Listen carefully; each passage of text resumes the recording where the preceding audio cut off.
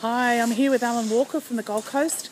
It's the final day of Mooloolaba, celebration of sailing, and here at Mooloolaba, and this is the Club Kawana radio-controlled race day.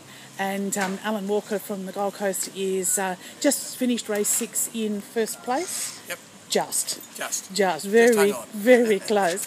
Alan, how come you ended up here? Because this is you haven't done this race regatta before? No, well, I found it on our website, on our Queensland website. Great.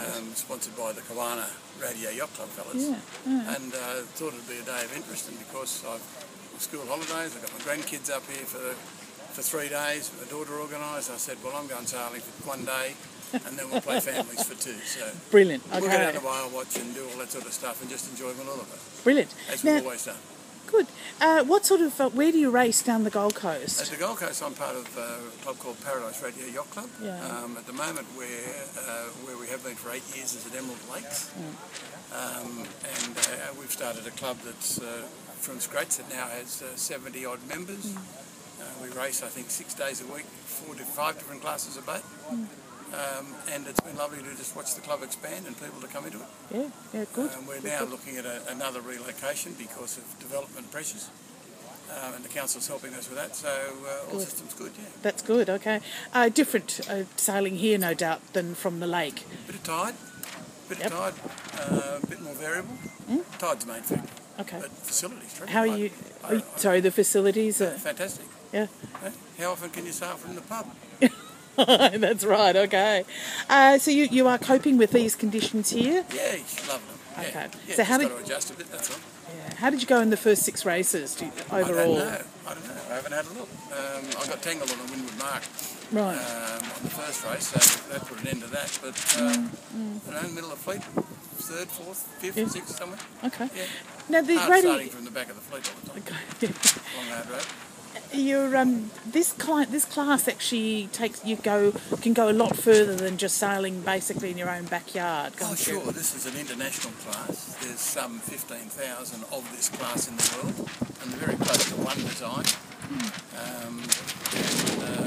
The boats are professionally built in the main. Probably 99% of them professionally built all over the world.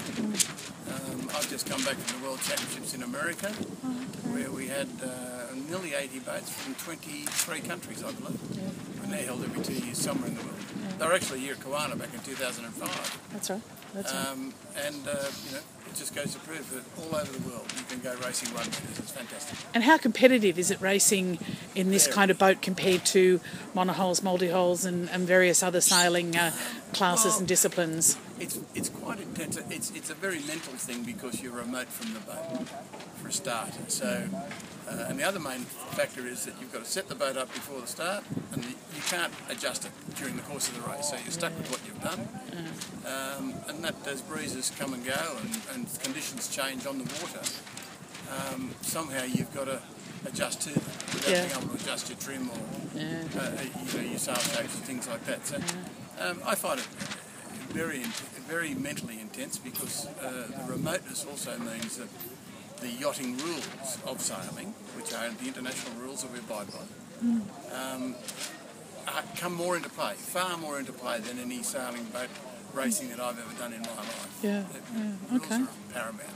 Okay, good. And without them, it would be bedlam. Being, once again, if you scaled these up to 50 foot and you did some of the things that happen here on the water, people would be dying.